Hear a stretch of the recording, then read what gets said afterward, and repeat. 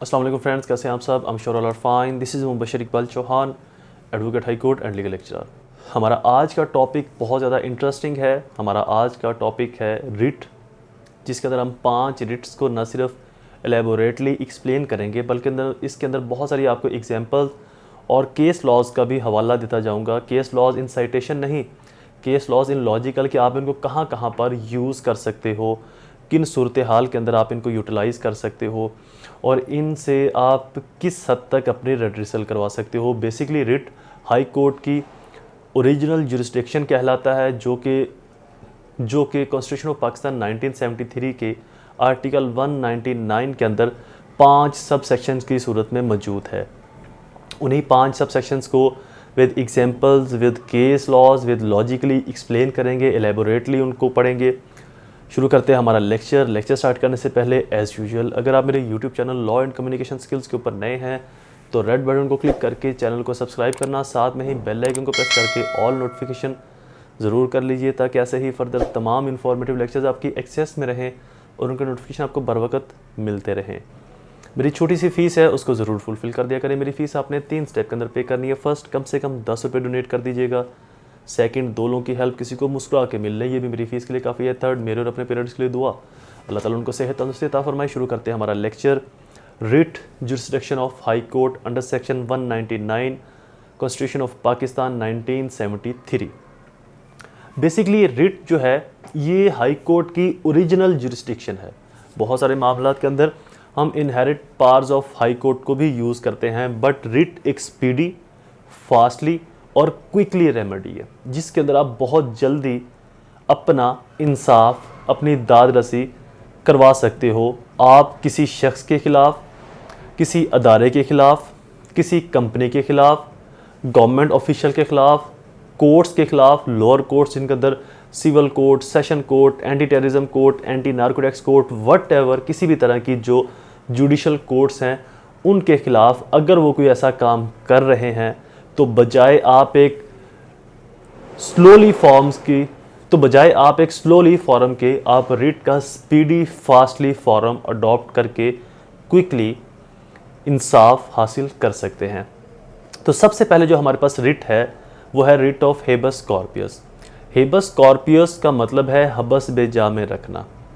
अगर कोई शख्स लापता हो जाए या किसी शख्स ने किसी शख्स को अपने कब्ज़े में रखा हो या किसी गवर्नमेंट ऑफिशियल ने किसी कॉमन पर्सन को, आया वो लेमैन है, जर्नल पर्सन है या कोई ऑफिशियल बॉडी से डील करता है, उसको अपनी हिरासत में रखा हो, किसी पुलिस ऑफिसर ने, एसएचओ ने किसी शख्स को उठाया और उसको हवालात में या किसी भी ऐसी अननोन जगह पर हिरासत में रखा, लेकिन उसके खिलाफ एफआईआर नहीं दी, उसका अंदराज नहीं किया, थाने में उसकी एंट्री नहीं डाली, तो इन तमाम सूरतों में मिसिंग पर्सन, कोई शख्स गायब हो जाता है।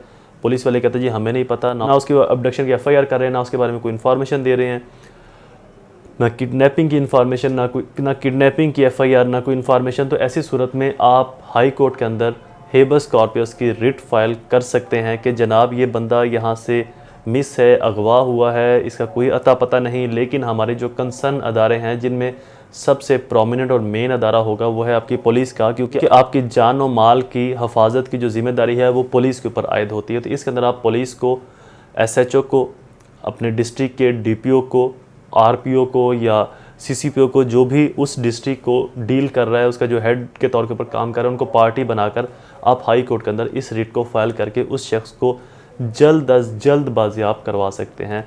तो ऐसी किसी भी बाजियाबी की सूरत में कभी भी डिले मत करें, जितना जल्दी मुमकिन हो इस रिट को फाइल करें। दूसरी रिट है हमारे पास मैंडामस। मैंडामस का मतलब है लोअर कोर्ट या गवर्नमेंट ऑफिशियल या किसी भी ऐसी जो गवर्नमेंट अथॉरिटी या गवर्नमेंट सेमी गवर्नमेंट अदारा है वो उसको ये डायरेक्शन दिलवाने के to do a act which is bound by law, वो ही काम करे जो कानून ने उसको करने का हुक्म दिया है। फॉर एग्जांपल रिमांड देना है 14 दिन का, जो मजिस्ट्रेट साहब हैं वो 25 दिन का इकट्ठा ही रिमांड दे देते हैं। फॉर एग्जांपल सपोज कर लेते हैं कि एक ऐसा एक्ट फैक्ट है, अदालती फ़ैसला, जहां पर अपील भी नहीं, रिवीजन भी नहीं, बहुत ही छोटा सा केस है और वहां पर अपील भी बार है, रिवीजन भी बार है, रिव्यू हो नहीं सकता। तो ऐसी सूरत में, और वो इलीगल एक्ट है, जुर्माना ज़्यादा कर दिया, 5,000 का जुर्माना कर दिया, जुर्माना करना था 500 का या 1000 का।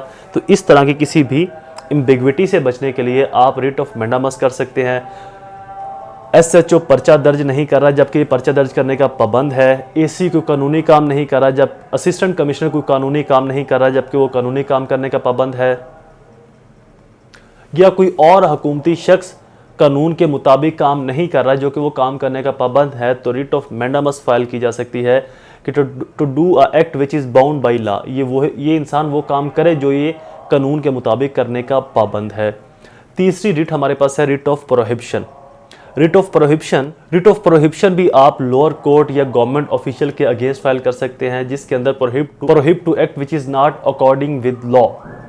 Writ of prohibition writ of mandamus के बिल्कुल कॉन्ट्रेरी है कि ऐसा काम अगर कोई शख्स कर रहा है जो कि वो करने का पाबंद नहीं है या कानून उसको करने की इजाज़त नहीं देता तो उसको वो काम करने से रोकना।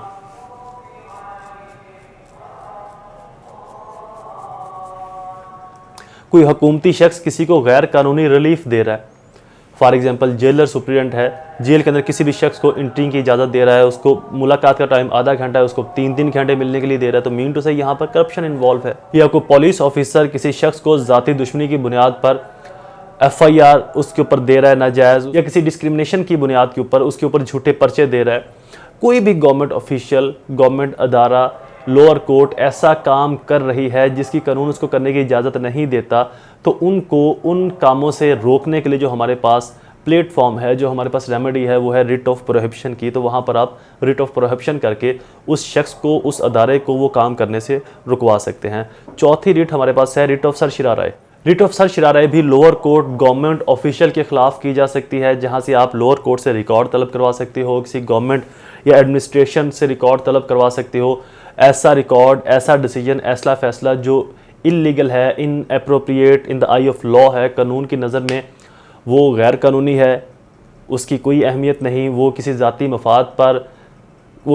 मफाद पर ग्रांट किया गया फ़ैसला, रिलीफ है। ऐसे किसी भी रिकॉर्ड को अगर तलब करवाना हो तो हाई कोर्ट के ज़रिए आप लोअर कोर्ट से अपर कोर्ट में तलब करवा सकते हैं और उसकी करेक्शन के लिए, रिवाइज़ के लिए फिर ऑनरेबल हाई कोर्ट अपनी डायरेक्शन जारी करेगी।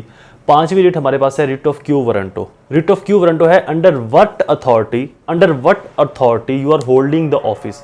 इसकी एग्जांपल देता हूँ। हमने ये रिट की थी, एक हॉस्पिटल है, उस हॉस्पिटल का जो MS था उसको, जो BDS एजुकेशन वाला शख्स था उसको MS लगाया हुआ था, जबकि MS के लिए MBBS एजुकेशन का होना और मैक्सिमम एक्सपीरियंस और कुछ एक्सपीरियंस का होना भी ज़रूरी है। तो उस शख्स के खिलाफ हमने रिट ऑफ क्यू वारंटो की थी कि ऐसा शख्स जो अहल ही नहीं, जिसकी एजुकेशन BDS है और वो उस ऑफिस को होल्ड कर रहा है जिस ऑफिस को होल्ड करने के लिए MBBS एजुकेशन का होना ज़रूरी है। सेम ऐसे ही अगर कोई वकील जो लोअर कोर्ट का है लेकिन हाई कोर्ट के केस को रिप्रेजेंट कर रहा है मिस इंटरप्रेट करके, तो वहाँ पर भी writ of quo warranto file की जा सकती है। एक ऐसा टीचर जो कि गेस्टेड स्केल के ऊपर नहीं है, जो डॉक्यूमेंट्स अटेस्ट नहीं कर सकता लेकिन वो डॉक्यूमेंट्स अटेस्ट किए जा रहा है, वहाँ पर भी रिट ऑफ क्यू वारंटो की जा सकती है। एक ऐसा एडमिनिस्ट्रेशन ऑफिसर जो कि उस स्केल, उस पोस्ट का मालिक तो नहीं लेकिन उस स्केल के ऑफिस के तमाम काम सरअंजाम दे रहा है, उस शख्स के खिलाफ भी। या कोई एक और हमने इसके अंदर केस किया था कि जो तनख्वाह की डिस्ट्रीब्यूशन थी वो उस एक मखसूस अदारा था, उस अदारे के किसी ख़ास फ़र्द के पास थी लेकिन उसकी जगह पर ये काम उसका नायब कर रहा था, तो वहाँ पर भी हमने रिट ऑफ क्यू वारंटो वहाँ पर फाइल की। तो basically writ of quo warranto वहाँ पर फाइल की जा सकती है कि जहाँ पर एक शख्स वो अहलियत नहीं रखता, वो काबिलियत नहीं रखता, उसका तालीमी मियार, उसका तजर्बाती मियार वो नहीं जो कानून ने फ़िक्स किया गया है उस पोस्ट के लिए, जो कानून ने उस सीट पोस्ट के लिए जो कानून ने उस सीट पोस्ट के लिए तालीमी या तजर्बाती मियार फिक्स किया है, लेकिन जो शख्स वहाँ पर एक्टिव है वो तालीमी या काबिलियती या तजर्बाती वो मियार नहीं रखता जो कानून ने उस पोस्ट के लिए फ़िक्स किया था, तो वहाँ पर उस शख्स को उस पोस्ट से उतरवाने के लिए writ of quo warranto file की जा सकती है। तो बेसिकली ये मोस्ट इंपॉर्टेंट रिट्स थी 5 हाई कोर्ट्स की ओरिजिनल जुरिसडिक्शन के अंदर फॉल करती हैं। कॉन्स्टिट्यूशन ऑफ पाकिस्तान 1973 की आर्टिकल 199 के तहत आप इन 5 रिट्स को फाइल कर सकते हैं। एक चीज़ मैं इनके अंदर वजाहत के साथ बयान कर दूं कि यहाँ पर आपने किसी भी इंडिविजुअल ऐसा शख्स जो कि गवर्नमेंट ऑफिशियल नहीं या कोर्ट से डील नहीं करता उसके खिलाफ आप रिट फाइल नहीं कर सकते। फॉर एग्जांपल प्राइवेट पर्सन है, कॉमन पर्सन है, उसके खिलाफ रिट लाई नहीं करती, वहाँ पर एंड अदर रेमेडीज़ लाई करेंगी। वो रेमेडीज़ क्या होंगी वो सर्कमस्टांसिस के बाद इंसान उन रेमेडीज़ को सर्कमस्टांसिस हालात वाक़यात के बाद डिटरमाइन किया जा सकता है कि कौन कौन सी रेमेडीज़ वहाँ पर लाई कर सकती हैं। अदर दैन गवर्नमेंट ऑफिशियल और सेमी गवर्नमेंट बॉडी और जुडिशियल कोर्ट्स के अलावा किसी भी प्राइवेट पर्सन के खिलाफ आप रिट फाइल नहीं कर सकते। बेसिकली रिट का पर्पस जो है वो गवर्नमेंट ऑफिशियल कोर्ट्स या किसी सेमी गवर्नमेंट इंस्टीट्यूशन है उसके खिलाफ ही आप रिट फाइल कर सकते हैं। Lecture is complete. I hope ये लेक्चर आपके लिए फायदेमंद साबित होगा। वीडियो को लाइक और शेयर जरूर कर दीजिएगा। दोबारा हाजिर होगा किसी और इन्फॉर्मेटिव लेक्चर के साथ। तब तक मुझे अपनी दुआ में जरूर याद रखें। अल्लाह ताला आप सबका हामी नासिर हो। वस्सलाम।